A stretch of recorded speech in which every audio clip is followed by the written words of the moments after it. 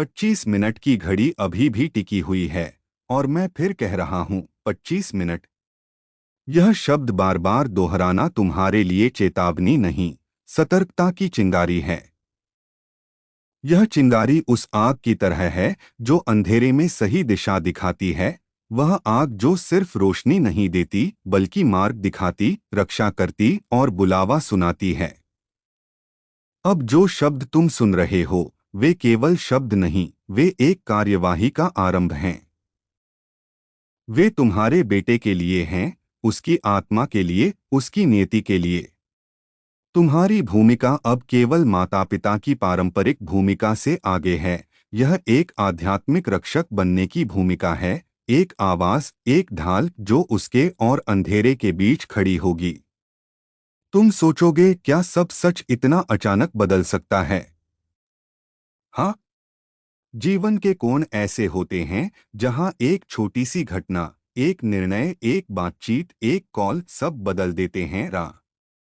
मैंने तुम्हें पहले ही चेतावनी दी थी कि सोमवार वही दिन है, वही क्षण जब उसने फैसला करना होगा। आकर्षक, आसान, फुसलाने वाला रास्ता या कठिन, सत्य और उचित रास्ता।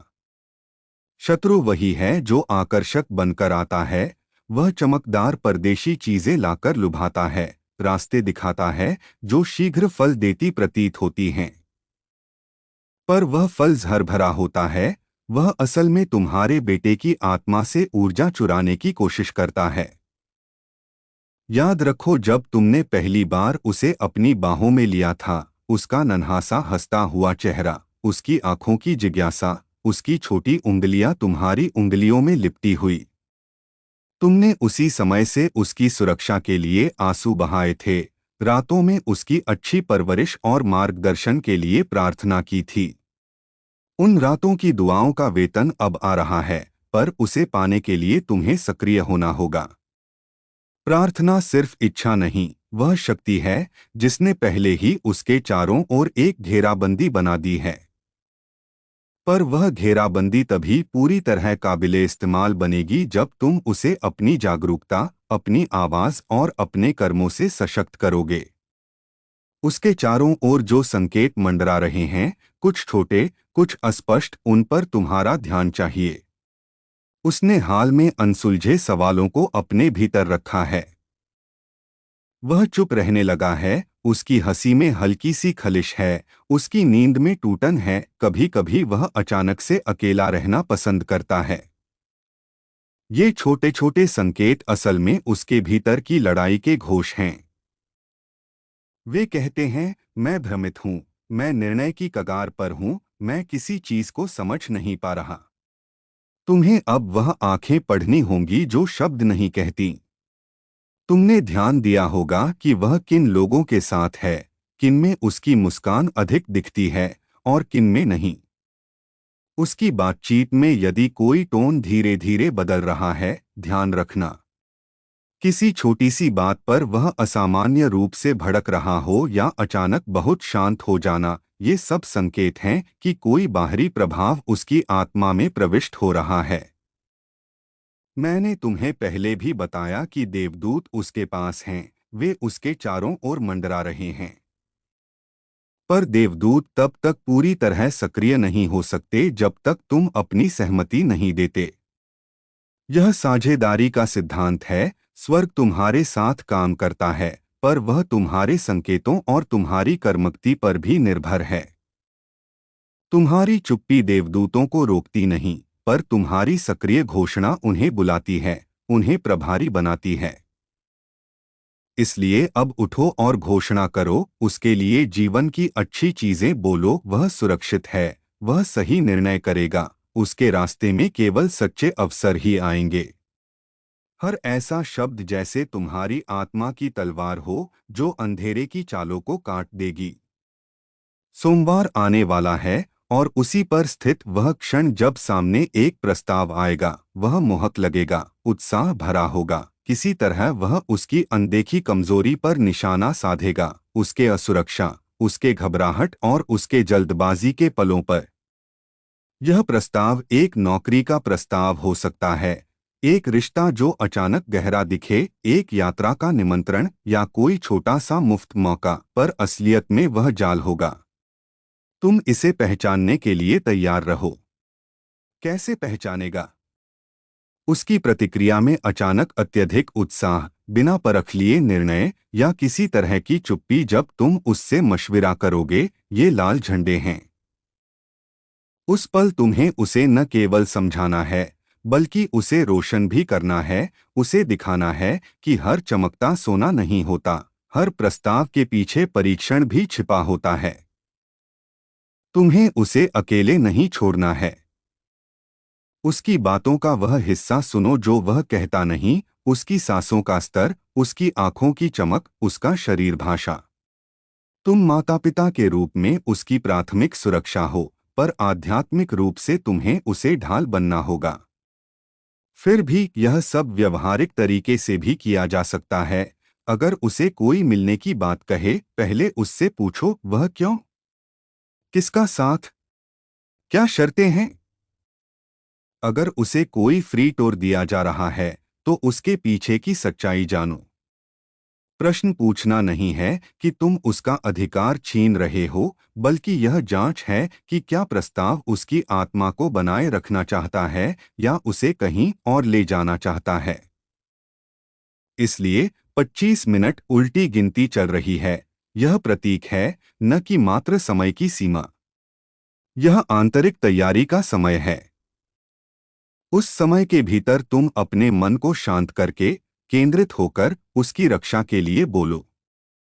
अपना शब्द उसकी रक्षा के लिए कहो, तुम सुरक्षित हो, तेरा मार्ग प्रकाशित है, कोई अंधेरी चाल तुझे नहीं छू पाएगी। जब तुम ऐसे कथन उच्चारण करोगे, वे केवल ध्वनि नहीं रहेंगे, वे ऊर्जा बनकर आध्यात्मिक दुनिया में कंपन पैदा करेंगे। यह कंपन देवदूतों को आकाशित गति देगा और शत्रु की चालों को विक्षेपित करेगा। तुम्हारा शब्द उसके लिए ढाल है। यह तथ्य तुम्हें कमतर नहीं आंका जाना चाहिए। बहुत बार लोग प्रार्थना को सिर्फ भावना मानते हैं, पर प्रार्थना कर्म है।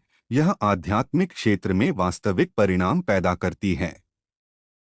तुम्हारे भीतर जो हल्की बेचैनी उठ रही है, उसे नजरअंदाज मत करो। यह चेतन स्वीकृति है, एक तरह की आध्यात्मिक सुई है जो तुम्हें सचेत कर रही है। जब तुम उसे सुनते हो, तो तुम स्वयं की अमान्य शक्ति जागृत करते हो। यह वही शक्ति है जिसने पहले भी तुम्हारे बेटे को सुरक्षित रखा। थकान, संदेह, यह सब मानवीय है, पर अब तुम्हें उस मानवीयता को पार करके कार्य करना है। तुमने कई बार सोचा होगा, क्या मेरा योगदान मायने रखता है? क्या मेरी छोटी सी प्रार्थना कुछ बदल सकती है? हाँ, कर सकती है। तुम्हारी छोटी सी आवाज सामूहिक आध्यात्मिक ध्वनि बनकर काम करती है, और सामूहिक ध्वनि ही बदलती है दिशा। एक माँ के तौर पर या पिता के रूप में तुम पहले भी कठिनाइयों में खड़े रहे हो। तुम्हारी आंखों से बहते आंसू, रातों में उठकर उसका हालचाल जानने की कोशिश, उसकी छोटी छोटी बातों को संभालना, ये सब बीज अब अंकुरित होने वाले हैं। उसी बीज से पेड़ उगेगा जो उसकी छाव बनेगा। पर पेड़ को पानी तब मिले जब तुम नियमित रहें। इसलिए अब की प्रार्थनाएं रोजाना करो, हर सुबह और हर शाम। घर में अगर कोई धार्मिक परंपरा है, मंत्र, आरती, दीपक, उसे लगाओ। परंतु यह सब औपचारिकता नहीं है। यह तुम्हारे आस्था का प्रतिबिंब है। वह प्रतिबिंब उसकी रक्षा में शक्ति जोड़ता है। अगर तुम परंपरा नहीं अपनाते, तो भी अपनी भाषा में, अपने शब्दों में उसे आशीर्वाद दो, परत दर परत, ठोस और सुस्पष्ट शब्दों में। मैं तुम्हें बताना चाहूंगा कि प्रभु का आशीर्वाद अचानक नहीं आता, वह तैयारी के बाद आता है। मंडे जिस क्षण आएगा, तुम्हें उस पल का उपयोग करना होगा, तुरंत प्रार्थना, घोषणा और आभार। यदि तुम्हें कोई संकेत मिले, एक सपना, एक अचानक याद, एक पुराना श्लोक जो अचानक मन में आए, तो उसे लिखो और उस पर ध्यान दो। वो सपने केवल सपने नहीं होंगे, वे निर्देश होंगे। कई बार स्वर्ग संदेशों को प्रतीकों के रूप में भेजता है। एक परछाई, एक नदी, एक पुल, एक बंद दरवाजा। इन प्रतीकों को पहचानना तुम्हारे लिए जरूरी है। इसलिए जब भी कोई अजीब सा सपना आए, उसे नोट कर लो। सुबह उठकर उसे अपने शब्दों में देवता के सामने रखो और पूछो उसका अर्थ। तुम सुनोगे, शांति से सुनो, क्योंकि जवाब अक्सर शोर में नहीं, शांति में मिलता है। यह चेतावनी डराने के लिए नहीं है, यह जागरूकता का आह्वान है। डर अंधेरे का ईंधन है, पर जागरूकता उसकी काट है। यदि तुम भय के कारण परहेज करोगे तो तुम्हारा बेटा और कमजोर पड़ेगा, पर यदि तुम जागरूक होकर समझदारी और प्रेम से खड़े रहोगे तो तुम उसको सही दिशा दे पाओगे। उसके मन में भी एक बुनियादी सत्य है जो उसे सही राह की ओर खींचता है, पर कभी-कभी वह आत्मसंदेह के कारण सही आवाज सुन नहीं पाता। उस समय तुम्हारी आवाज वही होगी जो उसे याद दिलाएगी कि वह किस लिए बुलाया गया है, उसकी आत्मा के उद्देश्य को, उसके भीतर छिपी प्रतिभा को, उस लक्ष्य को जो उसे ऊपर उठाता है। याद रखो कि आशीर्वाद केवल बचाव के लिए नहीं होते, वे निर्माण के लिए भी होते हैं। मैं उसे सिर्फ किसी खतरे से हटाना नहीं चाहता, मैं उसे उसकी मान्यता की ओर उठाना चाहता हूँ, एक ऐसी दिशा जो उसके अंदर की रोशनी को परिपूर्ण करे।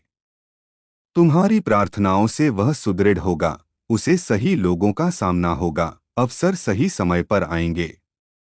पर यह सब तभी संभव होगा जब तुम सक्रिय रहोगे, जब तुम उसके लिए बोलोगे, उसके साथ बैठकर उसकी योजनाओं पर चर्चा करोगे, उसकी किसी भी अचानक बढ़ती रुचि पर नजर रखोगे और उसे बिना निंदा किए समझक साथ मार्गदर्शन दोगे। कभी कभी मार्गदर्शन कठोर नहीं होता, वह सिर्फ सहानुभूति और सीमाओं का संयोजन है। उसे कुछ निर्णयों से रोकना तुम्हारा असफल नहीं होना दर्शाता, यह उसकी सुरक्षा की कल्पना है। सोमवार जब आएगा, एक पल ऐसा आएगा, शायद एक कॉल, एक संदेश या अचानक किसी व्यक्ति की बहकने वाली बात। तुम्हारा कार्य है उस पल में तत्पर रहना। उसे रोकना नहीं, बल्कि समझाकर रखना। उसे यह महसूस कराना कि वह अकेला नहीं है। अगर वह बोलने पर अनिच्छुक होगा तो तुम उसका ध्यान किसी सरल प्रश्न से खींचो, क्या तुमने सोचा कि यह विकल्प अगले साल क्या करेगा, या अगर यह निर्णय 10 साल बाद देखा जाए तो क्या दिखेगा। ऐसे सरल प्रश्न उसके विचारों को ठंडा कर देंगे और उसे तुरंत निर्णय लेने से रोकेंगे। तुम्हारी भूमिका मानसिक जांच की भी है, वह तुरंत निर्णय लेने के बजाय सोच विचार कर सके।